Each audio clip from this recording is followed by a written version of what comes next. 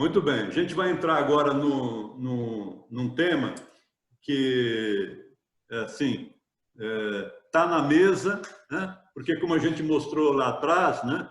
A saúde suplementar, dos 56% aproximadamente dos gastos com saúde privado, 30% é saúde suplementar. Então, ela tem uma importância, eu diria que uma contribuição e uma importância muito forte e um impacto muito presente no nosso dia a dia, né? A gente hoje tem duas grandes organizações que representam esse segmento. A Abranche, que é a Associação Brasileira das Operadoras de Saúde, e a FenaSaúde, que trabalha a Federação Nacional de Saúde Suplementar, mas que tem uma participação muito forte das seguradoras, né? E a gente vai mostrar um pouquinho como é que esse mercado funciona e como é que ele existe, embora vocês já conheçam, mas sempre vale a pena uma reflexão maior, né? Eu gosto de falar sobre esse tema da saúde suplementar, olhando os principais processos estratégicos do negócio, né? E aí a gente pode olhar o seguinte: esse negócio ele tá distribuído entre a parte de vender, a parte de fazer as compras, de fazer o suprimento, a parte do atendimento ao paciente e a gestão da rede, né? Isso aqui dá uma semana de tema para a gente discutir. Mas eu só quero lembrar disso aqui, de uma atividade que cada um de nós, inclusive a própria doutora Bruna mencionou agora, né? Que as operadoras de saúde não têm muito interesse em fazer, em conceder o home care, que é a parte de regulação, né? A parte de regulação das operadoras ou das seguradoras, enfim, das empresas da saúde suplementar, é aquela área que autoriza ou não autoriza o procedimento, né? E eu costumo dizer que aqui é o coração do negócio. É lógico que você tem que fazer bem, tem que comprar bem, tem que atender bem, tem que gerenciar bem, mas o autoriza ou não autoriza o procedimento, a parte que regula o atendimento, é uma parte crucial do negócio, né?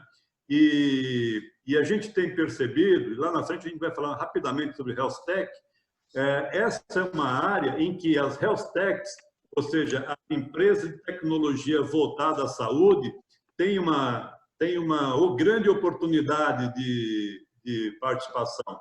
Num dos últimos trabalhos que eu fiz, uma operadora aqui do interior de São Paulo, a gente discutia como criar uma inteligência na regulação, né?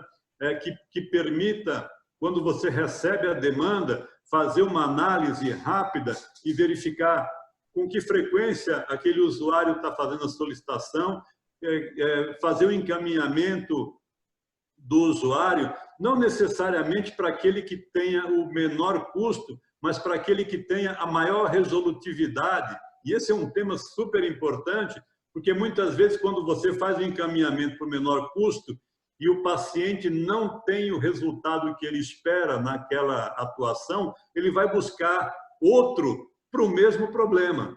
Então, quando você olha resolutividade vis-à-vis do custo ou preço do serviço prestado, você passa a ter uma inteligência maior, né? Então, eu gosto de mostrar essa figura para falar sobre a importância deste segmento, e lá na frente a gente vai criar um evento especificamente para tratar desse assunto, integrando ele com o Health Tech, porque ele tem uma importância assim, essencial, fundamental para, de um lado, o custo do operador e, do outro lado, a satisfação do usuário e tendo o prestador como o recheio do sanduíche, no meio do processo. Coloque na cabeça de vocês e pensem sobre isso, que tem uma importância assim, vital, extraordinária. Vamos lá? Muito bem. Aqui, a gente olha neste slide o comportamento do número de beneficiários dos planos privados de saúde no Brasil, né? O que mostra isso aqui? mostra o seguinte, que nos últimos anos, o total tem se mantido estável em 47 milhões aproximadamente. Mas essa estabilidade do número de beneficiários, ela vem se sustentando pelo crescimento dos planos simplesmente odontológicos, que são planos bastante baratos e bastante acessíveis, e que algumas organizações, como o Bradesco, por exemplo, acaba empurrando isso, desculpe o termo, né? Acaba colocando isso como reciprocidade nas operações dos negócios, né? Tem uma discussão grande hoje entre os players que vendem os planos, né?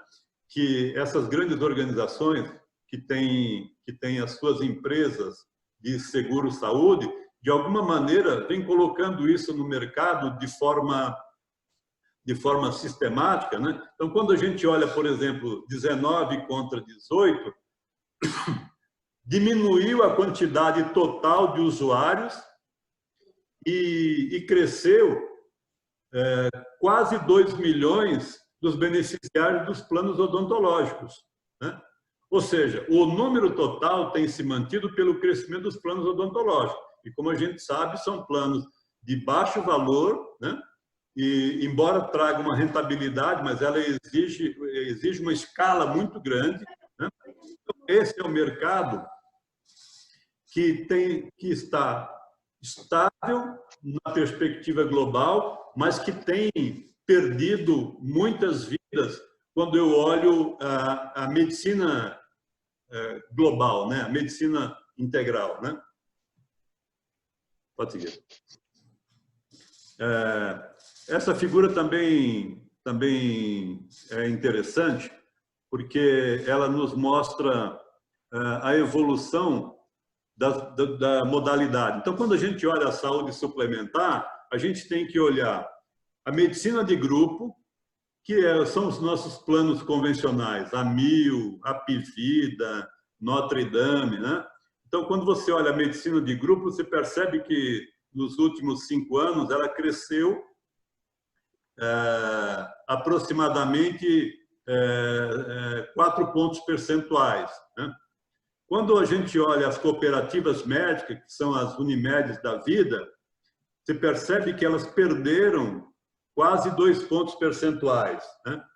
E isso a gente que milita nesse mercado sabe bem, né? Que as Unimedes são uma situação assim completamente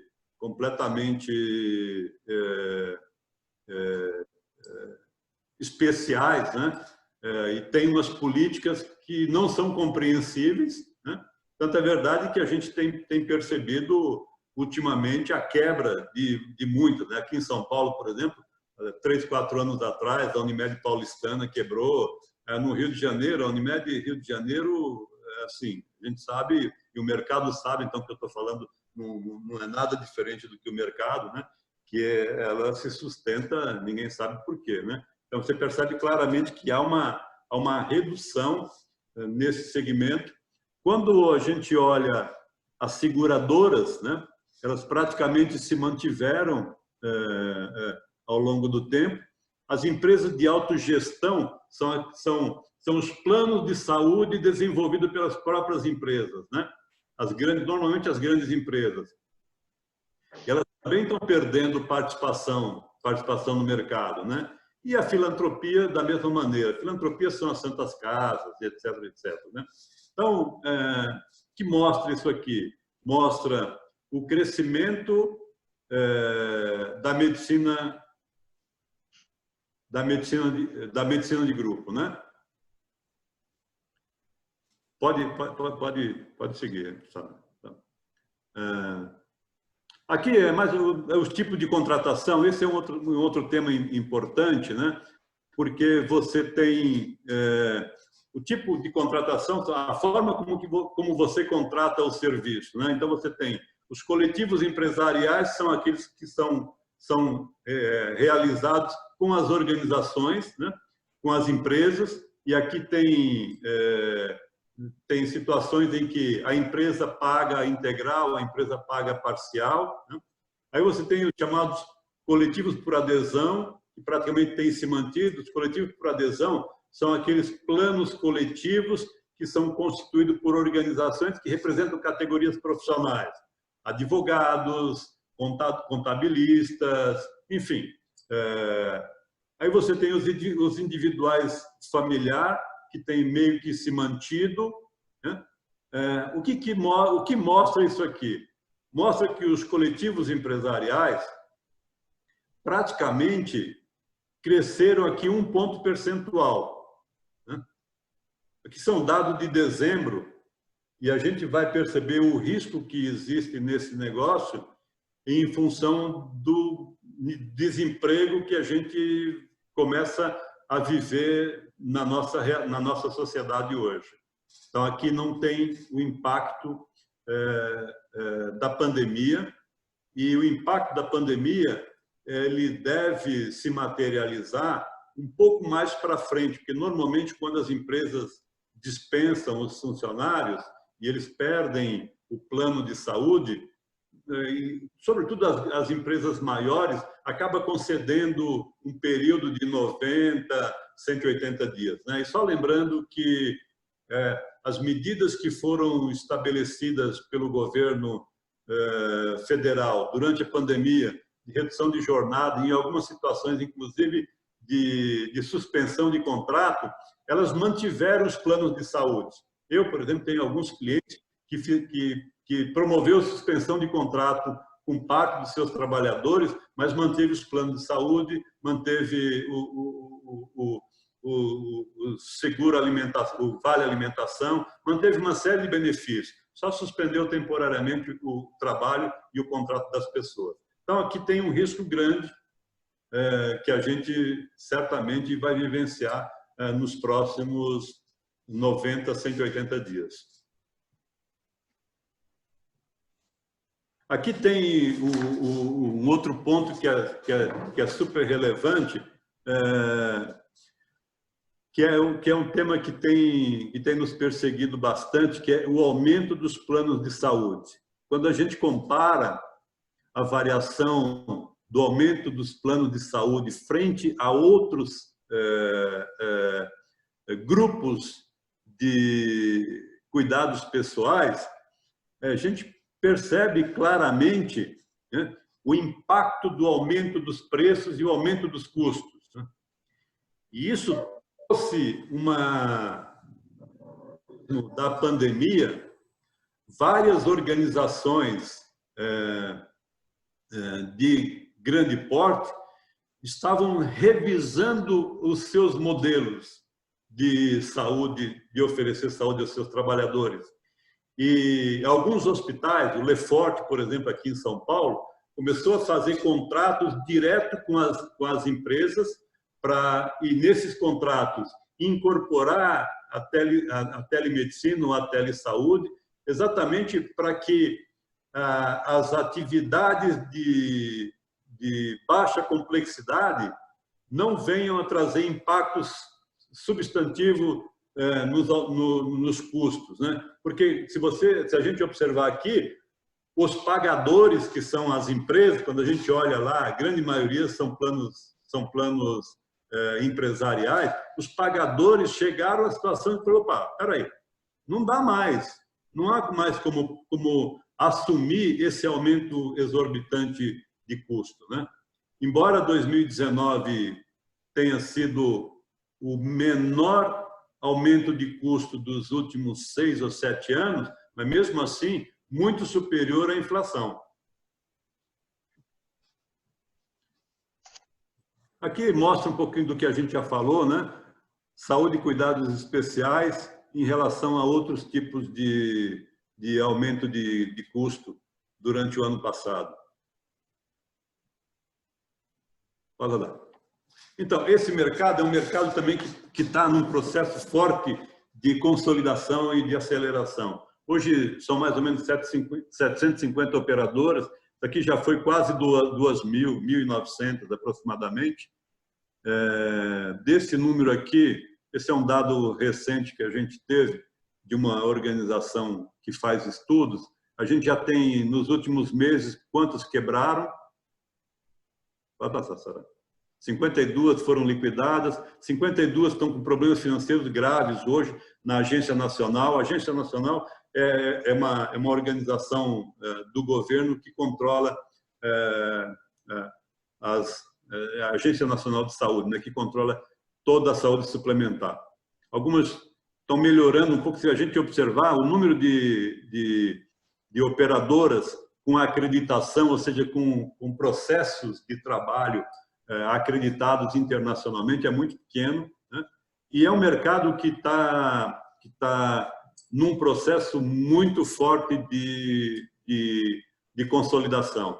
Se a gente pegar hoje, daqueles 47 milhões, se a gente pegar a Apivida, a Amil e Notre Dame, que são assim as três maiores, representa mais de 20% daquele, ou próximo de 20% daquele número, né? Então tem um processo muito grande de concentração. E aí, de novo, gente, a gente vai reforçar isso um pouquinho lá na frente, né? Cada vez mais, e esse momento da pandemia, ele vem trazer uma contribuição expressiva no sentido de que quem não é competente vai cair fora do mercado. É inevitável. E agora, mais ainda, por conta de alguns fatores que a gente vai falar um pouquinho mais à frente. Muito bem. Então, quando a gente olha aquela cadeia de valor que nós apresentamos lá no início do nosso papo, a gente passou um pouquinho aqui por cada um dos macrosetores, dos subsetores da cadeia de valor, né? O que a gente tem percebido ultimamente é que é inevitável viver sem tecnologia. Não dá para viver sem tecnologia. Então, assim, nós temos que viver com tecnologia. E agora, a gente viveu durante os últimos 5 anos, aproximadamente, a onda das fintechs, né? Ou seja, a tecnologia aplicada ao setor financeiro, né? Então, a gente tem hoje grandes corporações, ou corporações muito robustas, que começaram no fundo de quintal, usando tecnologia. E agora esse movimento está caminhando para a área de saúde, né? Então, aqui tem um pouco do termo do que é uma health tech, né? Então, a aplicação de tecnologia em saúde, e aí o mercado das health techs trabalha com prevenção, trabalha com tratamento e trabalha com diagnóstico. Espera aí que a gente se perdeu aqui. Aí. Pode rodar. Pode passar. Aí, próximo. Aí, muito bem. Esse é um dado de 2017, está um pouquinho desatualizado, porque essa informação, o dinamismo é tão grande, né? E aqui é o volume de investimento em startup e health tech no mundo e o número de empresas, né? Se a gente perceber, em um ano de 16 para 17, a gente não conseguiu dados mais recentes, mas a gente percebeu que teve um crescimento de quase 50% no valor investido, ou seja, investimento em bilhões de dólares. E, então, cresce substancialmente o número de empresas e cresce substancialmente os investimentos nesse tipo de negócio, ou seja, tecnologia aplicada à saúde.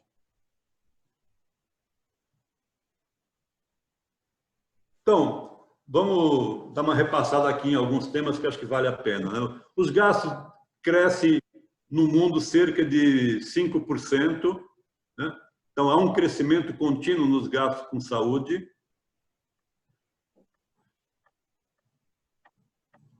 As fintechs agora é a moda da vez. Esse Romero Rodrigues é um cara muito envolvido com tecnologia e muito referenciado, né? Então, a onda agora são as chamadas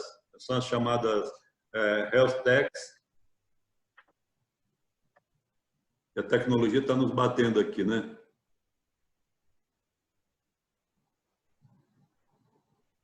Vamos lá, Soraya? Pode parar, para um pouquinho. Então, como é que a tecnologia é aplicada no setor? Hoje tem muitos termos que a gente usa, né? Big Data, por exemplo, que é análise de dados, né? Qual é a contribuição que o Big Data já está trazendo e vai trazer para a área de saúde, né? Então, identifica fator de risco, recomenda prevenção e detecta epidemias e ajuda com novos tratamentos, né? A inteligência artificial e a robótica, como é que eles contribuem hoje para a área de saúde, né? Cada vez mais diagnóstico e tratamento de doenças com base em aprendizagem de máquinas, né? De equipamentos. Vamos lá?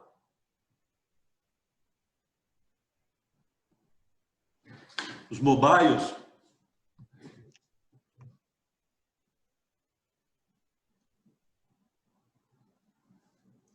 A parte de e-commerce, né? Esse material depois eu vou disponibilizar para vocês, mas, enfim, quando a gente olha hoje um conjunto de tecnologias que estão disponíveis, pode rodar.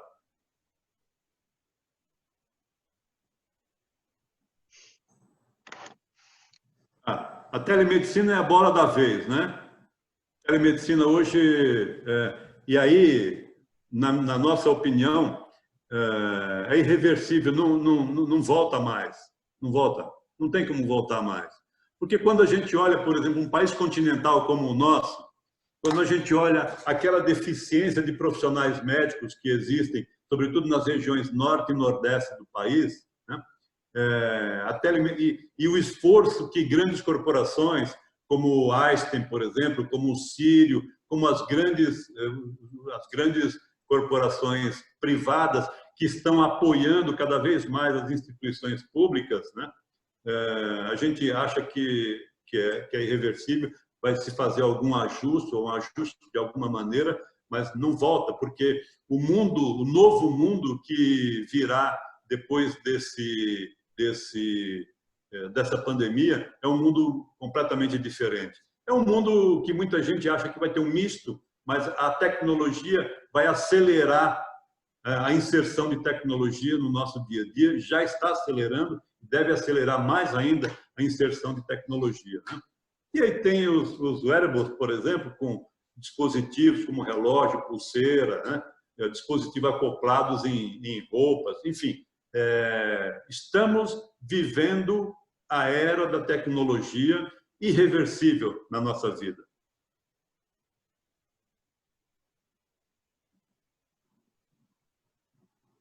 Pode seguir. Aqui tem uma referência aqui. Volta, Sara, por favor. Tem algumas organizações, depois vocês quiserem avançar, tem umas organizações que têm bastante informação a respeito desse assunto, né? A Deloitte, por exemplo, Deloitte tem uma área específica que trabalha com saúde. O distrito é muito interessante, esse modelo do distrito. Aqui no Hospital das Clínicas, em São Paulo, eles pegaram um andar da área administrativa, né, e construíram um hub de empresas, startups para tecnologia voltada à saúde. É muito importante conhecer os modelos de distrito, né?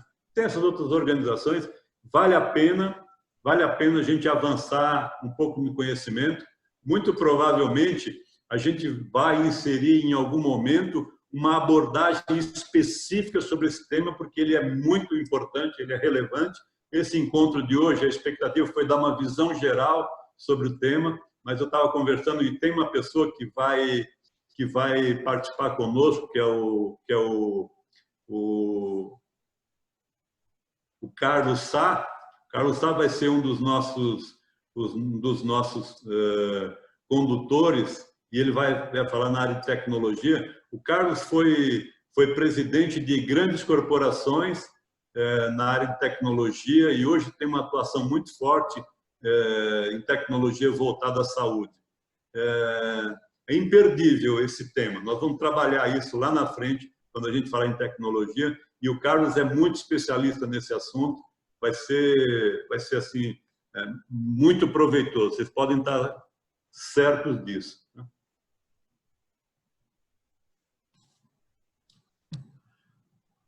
Muito bem.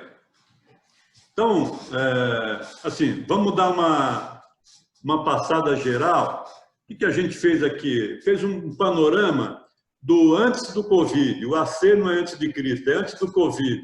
Né? Então, antes do Covid, as farmácias já estavam num processo de consolidação e transformação dos seus modelos de negócio. Né? E uma ênfase, a gente mostrou lá atrás, em alguns momentos, a ênfase em vender medicamentos livres, né? Os MIPs ou OTC e a parte de perfumaria.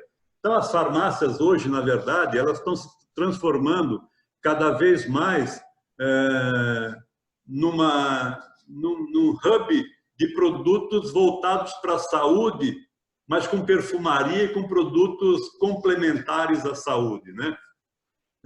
As organizações públicas, OS na saúde, ou seja, organizações públicas e recursos da saúde estão construindo alianças para eliminar suas deficiências de gestão. Então, por exemplo, hoje, a maioria dos hospitais públicos de São Paulo, estaduais e municipais, são geridos por organizações sociais de saúde. Né? E a gente tem, por exemplo, Mboimirim, o Hospital Público de Mboimirim é um hospital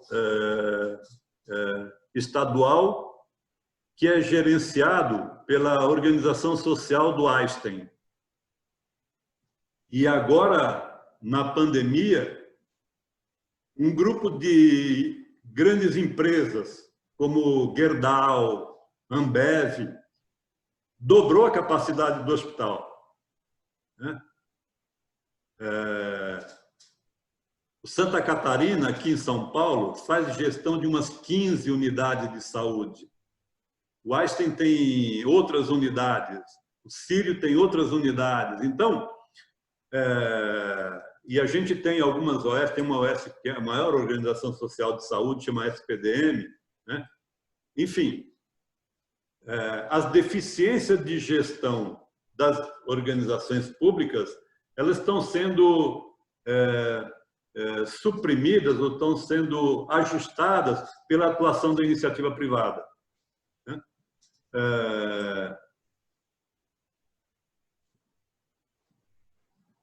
Os médicos lançados no mercado com baixa qualificação, isso é um tema, uma discussão muito séria, muito relevante nesse momento. Né?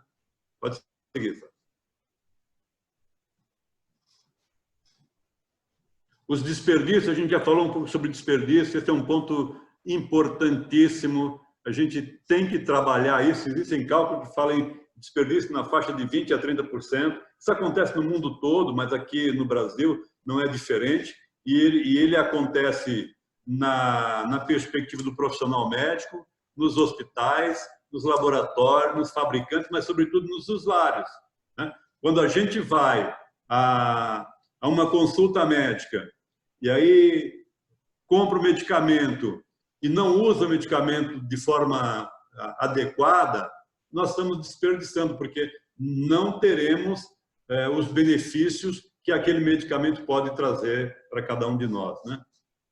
As chamadas clínicas populares também, elas se aproveitaram em algum momento em função das deficiências das portas de entrada do serviço público, mas elas também estão em processo de reformulação e consolidação. Esse modelo, há uma corrente que diz que ele não se sustenta ao longo do tempo, e agora com a telemedicina, as teleconsultas, esse modelo tende a se reformular e a encontrar outros caminhos.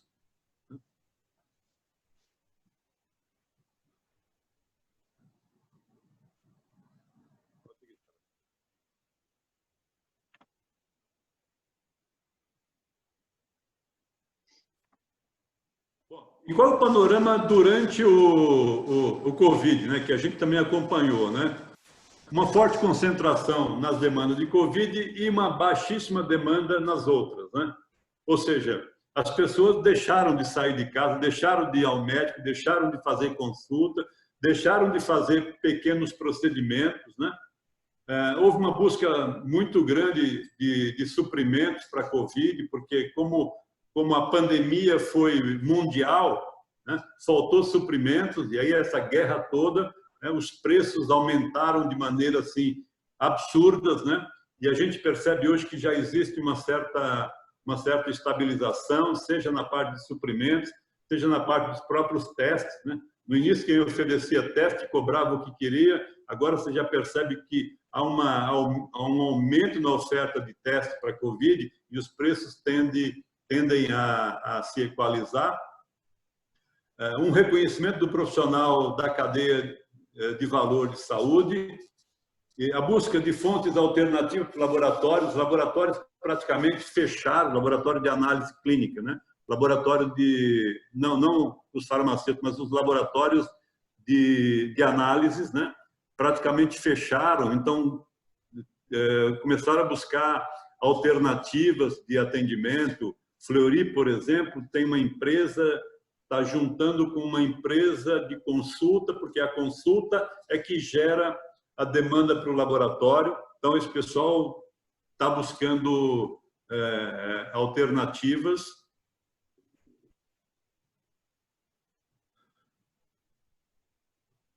A parte de eventos, né? Se a gente olhar o mercado de saúde, é um mercado, especialmente aqui em São Paulo, a gente tinha uma maior feira de saúde da América Latina, que é hospitalar, acabou que não aconteceu. Nós teríamos aqui em São Paulo a maior feira mundial de saúde, que chama Médica, que é realizada na Alemanha. Ela faria primeiro o evento aqui no Brasil, agora em maio, também não aconteceu. E aí, nesse meio tempo, qual é o movimento que a gente entende que possa acontecer nos eventos e feiras, de uma maneira geral? É um misto de presencial com virtual. O que está existindo hoje, a Hospitalar, por exemplo, criou uma série de eventos para manter a relação dos expositores com o mercado de uma maneira geral. Eles esperam realizar o evento lá próximo do fim do ano. Mas, por exemplo, a ANAP, que é a Associação dos Hospitais Privados, que todo ano promove um grande evento, esse ano já falou que o evento vai ser literalmente virtual. Então, os modelos de eventos, e sempre olhando ações qualitativas com custo baixo ou com custo ou gratuitos, né?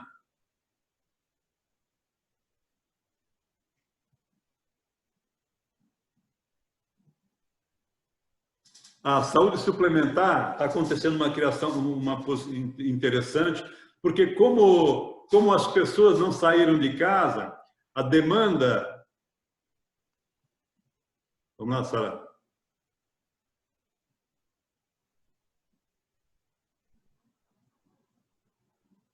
A demanda ficou reprimida. Então, quando a gente olha os resultados das empresas de saúde suplementar, a sinistralidade, que é o custo pela prestação de serviço, caiu bastante, né, nesse tempo, porque muito trabalho que deveria ser feito acaba que as pessoas não procuraram. Então, há uma grande expectativa sobre a retomada, porque muito provavelmente parte daquela demanda ela não existia e ela de alguma maneira acabou sendo atendida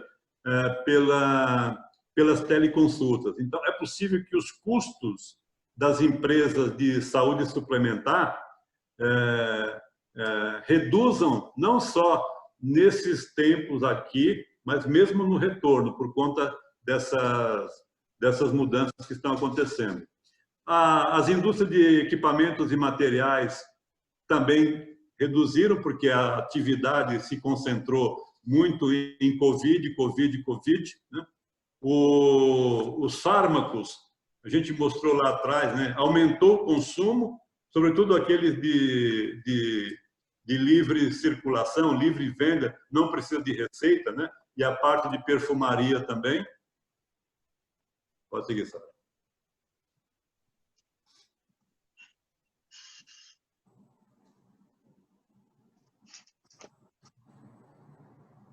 Então, qual é o cenário, né? O que a gente imagina que deve acontecer, vamos chamar assim, pós-Covid? Não sei se a gente pode chamar de pós-Covid, mas essa situação deve se normalizar, né? Então, a gente entende que, na perspectiva do usuário, no curto prazo, ele vai ter menos dinheiro pelo desemprego, vai aumentar a demanda por produto genérico, vai aumentar a demanda pela farmácia popular, que são aqueles produtos praticamente gratuitos que são entregues pelo governo. O uso da tecnologia para ganhar tempo vai se acelerar, vai aumentar a demanda pelo SUS por conta do desemprego, a pessoa perdeu o plano de saúde. Os atendimentos eletivos, seja do SUS, seja do serviço suplementar, devem ser retomados, porque essa questão do atendimento eletivo, ela aconteceu não só nas operadoras na saúde suplementar, mas também no SUS, né? Então, as UPAs e etc., fora a Covid, praticamente o atendimento caiu violentamente, né? E deve acontecer também um aumento na procura por serviços e planos com preços menores, né?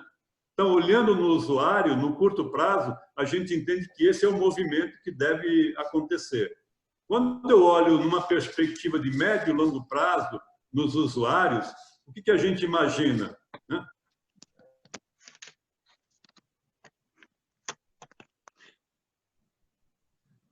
A gente imagina que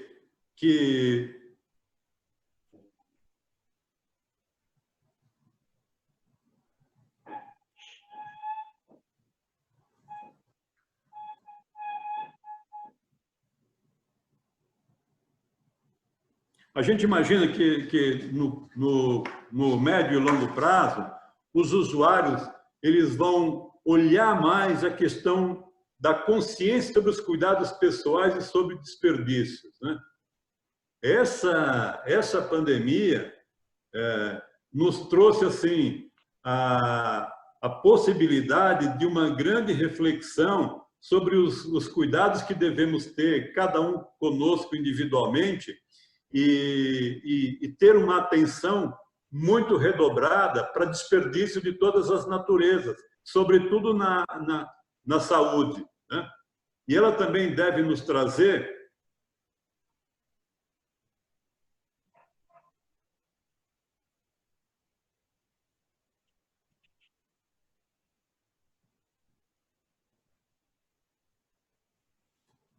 quando eu olho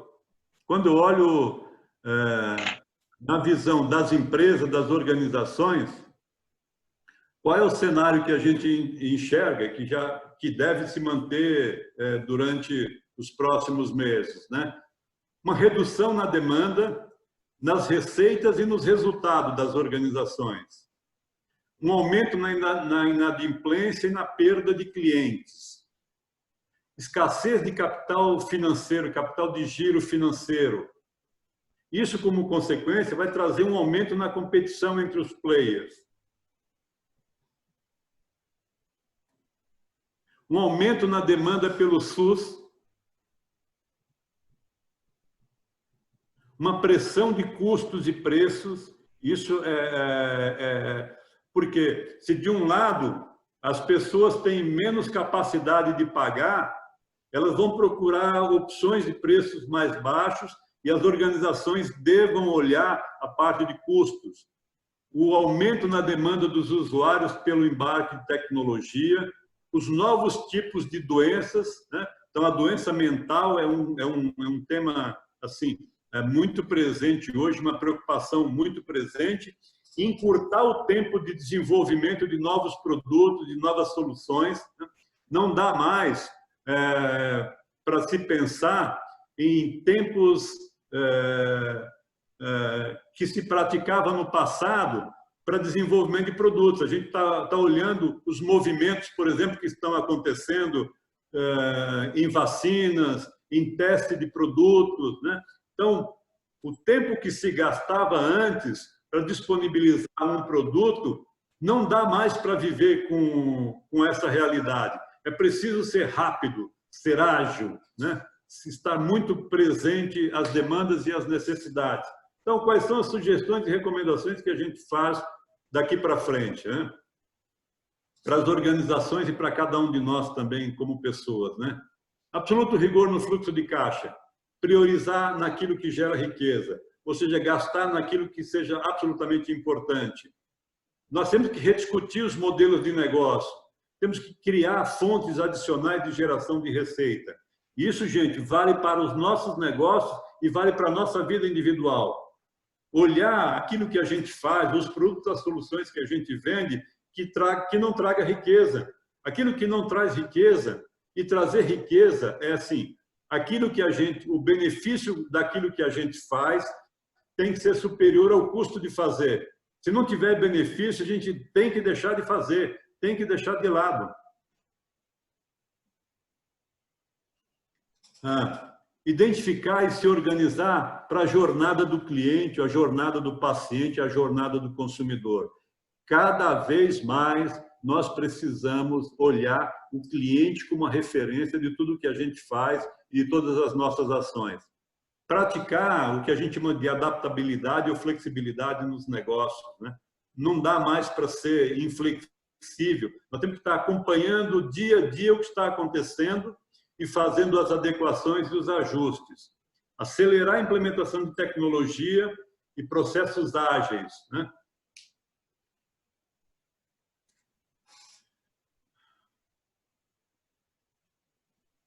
E elevar a efetividade dos negócios, seja tudo que a gente faz, seja do ponto de vista empresarial, seja do ponto de vista pessoal, tem que ter efetividade. E efetividade é ter eficiência e ter eficácia. A eficiência está ligada a fazer o melhor e a eficácia está ligada a atender os prazos e assumir o compromisso daquilo que a gente fez. E reter gente competente.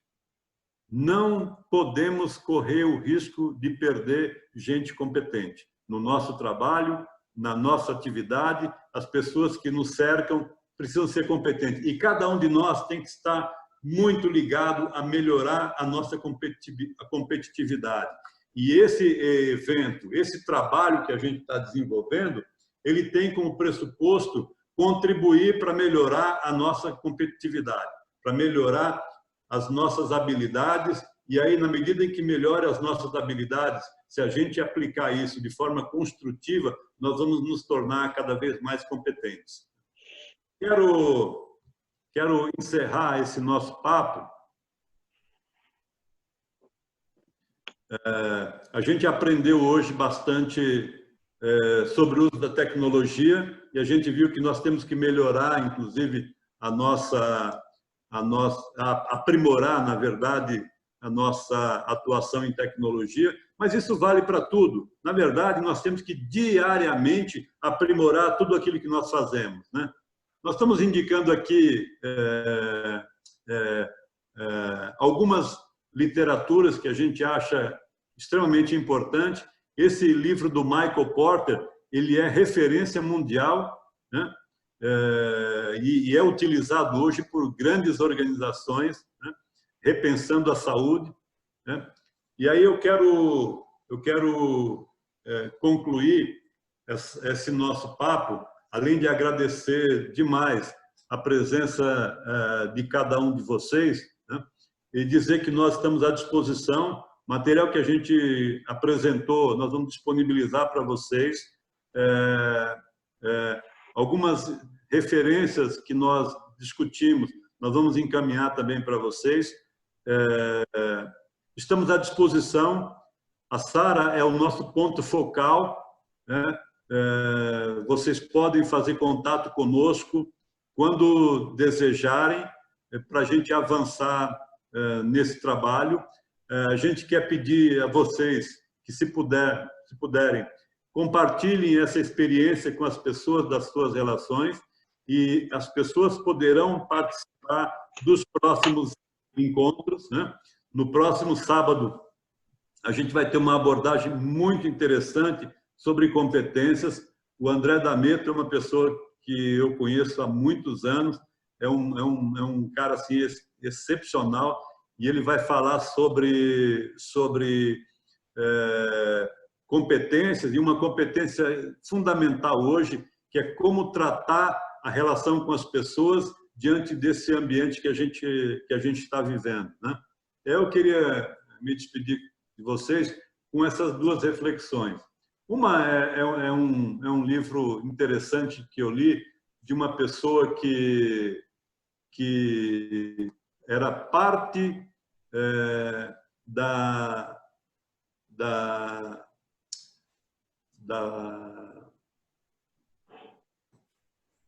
polícia americana, que foi buscar o Bin Laden. Então, ele escreveu um livro chamado Não Há Dia Fácil.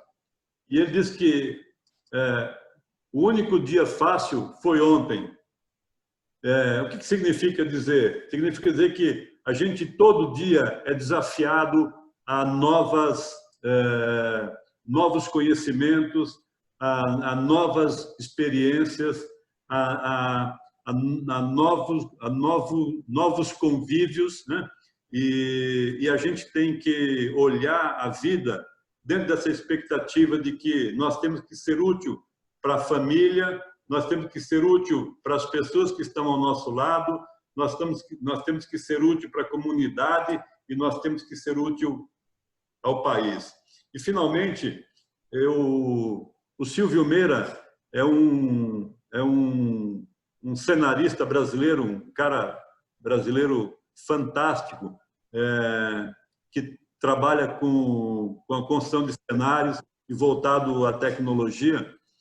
E numa das conversas recentes, o Silvio diz o seguinte: na saúde, a primeira grande revolução que a gente participou, que foi sequenciar o DNA das pessoas, já está avançada, e que a próxima revolução é fazer uma síntese genética disso, de forma que a gente possa prever doenças no futuro e tratamentos antecipadamente, né? E o Silvio fechou o papo dizendo que o único limite da humanidade é o conhecimento. Ou seja, nós precisamos todos os dias aumentar o nosso conhecimento, melhorar o nosso conhecimento. E ao ampliar o nosso conhecimento, a gente pode e deve colocar isso em prática para transformar isso em habilidade. E foi esse o nosso propósito nesse papo. A gente acabou demorando um pouquinho mais do tempo. A gente procurou fazer uma viagem com vocês sobre o mercado de saúde, obviamente avançando um pouquinho mais em alguns pontos, né? Existem pontos que a gente abordou aqui, como eu falei, que a gente vai voltar à abordagem lá na frente. Essa questão das pessoas, né? Do protagonismo das pessoas, a gente vai trabalhar bastante no próximo sábado com o André. A questão da tecnologia e, sobretudo, todo esse movimento de tecnologia, a gente vai trabalhar bastante com o Carlos Sá lá na frente, né? A questão dos hospitais, propriamente dito, a gente vai trabalhar bastante nos próximos encontros. Enfim, o meu propósito hoje foi fazer essa viagem com vocês, essa caminhada com vocês sobre esse mercado que é extremamente rico, que nos abre grandes oportunidades, né? E que depende do nosso interesse e da nossa disposição, de cada um de nós, em avançar e, sobretudo, contribuir com a sociedade, né? Porque a saúde, estava ouvindo essa semana um articulista, e ele dizia o seguinte: as demandas por saúde, elas são crescentes e elas vão aumentar cada vez mais. Vão se ajustar ao longo do tempo em função das realidades, mas ela não vai deixar de existir. Significa dizer que nós estamos diante de um mercado cujas demandas são crescentes e que dependem ou podem se beneficiar cada vez mais de gente como cada um de nós, né? E antes de encerrar, eu só quero abrir o microfone para cada um de vocês. Se alguém quiser fazer algum depoimento, algum esclarecimento, ou tiver alguma dúvida, por favor, a gente está com o microfone aberto. Eu queria agradecer a... Oi, Bruna, desculpa, por favor. Desculpa, pode ficar à vontade. Você, por favor. Obrigada. Queria agradecer a oportunidade, pelo aprendizado, pelo conhecimento de hoje e desejar a todos um ótimo final de semana. Obrigada. Também me despedir, agradecer a oportunidade de participar e de trocar informação, né, conhecimento com vocês. E é uma área que vai mudar bastante a parte de negócio e as nossas vidas pessoais, né? A gente já está sentindo na pele a mudança da nossa vida. E aí, falar uma coisa que a gente fala, o custo da medicina. Ontem estava falando com os amigos, meu filho mora na Alemanha e ele veio passar o carnaval aqui no Brasil e eu, por uma bobagem minha, eu cometi um erro e não vi o plano de saúde dele. O plano de saúde dele anterior cobria qualquer viagem para qualquer lugar. Ele precisou mudar o plano na universidade e o plano dele só cobria a União Europeia. Bom, veio para o Brasil, eu não atentei a isso. Ele ficou internado 1 dia e meio no Copador, né? Ele fez uma cirurgia de apendicite. 1 dia e meio, exatamente. E eu gastei com ele 1 ano de estudos na Alemanha, em 1 dia e meio no Copador, no Rio de Janeiro. Assim, é uma coisa que a gente tinha que... esse segmento tem que repensar essa questão de... E aí não só as empresas, mas os médicos também, né? Bom, eu estava falando isso ontem com os amigos e me lembrei de falar que é uma coisa importante. Bom final de semana para todos. Até semana que vem. Um beijo. Também agradeço a participação. Foi um bate-papo enriquecedor para nós e desejo também para vocês um bom final de semana. Beijo. Também agradecer e me interessei, vou continuar fazendo, muito enriquecedor. Uma boa tarde a todos.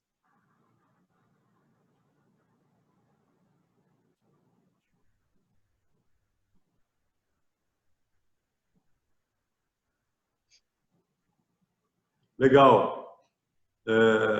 Então, uma vez mais, muito obrigado a vocês pela participação, pela contribuição e cada vez que eu participo de um evento dessa natureza e vejo pessoas como vocês interessadas, eu me alegro mais e me fortaleço mais para poder buscar novas informações, novos conhecimentos e poder compartilhar isso com todos, tá?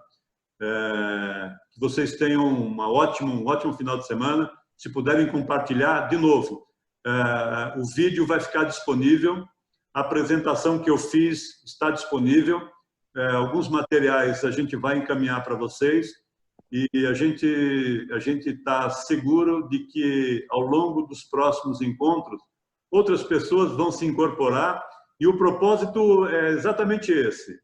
O nosso papel é disseminar conhecimento, essas nossas experiências, integrar as experiências de cada um de vocês, porque assim a gente vai crescer e assim a gente vai transformar as pessoas e esse país do qual nós fazemos parte, tá bom?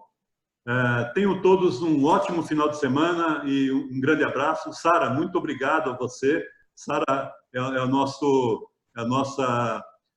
anjo da guarda aqui, nossa pessoa extraordinária, uma jovem extraordinária e que nos ajuda bastante, que nos ajudou bastante hoje na construção desse material e também em toda a parte de tecnologia. Qualquer dúvida que vocês tiverem, podem falar comigo, com a Sara, enfim, nós estamos à disposição. Esteja seguro de que a gente vai crescer e essa é a nossa expectativa, com o propósito de contribuir para que as pessoas que nos cercam, as pessoas que estão ao nosso lado e a comunidade da qual nós fazemos parte e o país possa melhorar cada vez mais. Um grande abraço, um grande beijo no coração de todos e muito obrigado.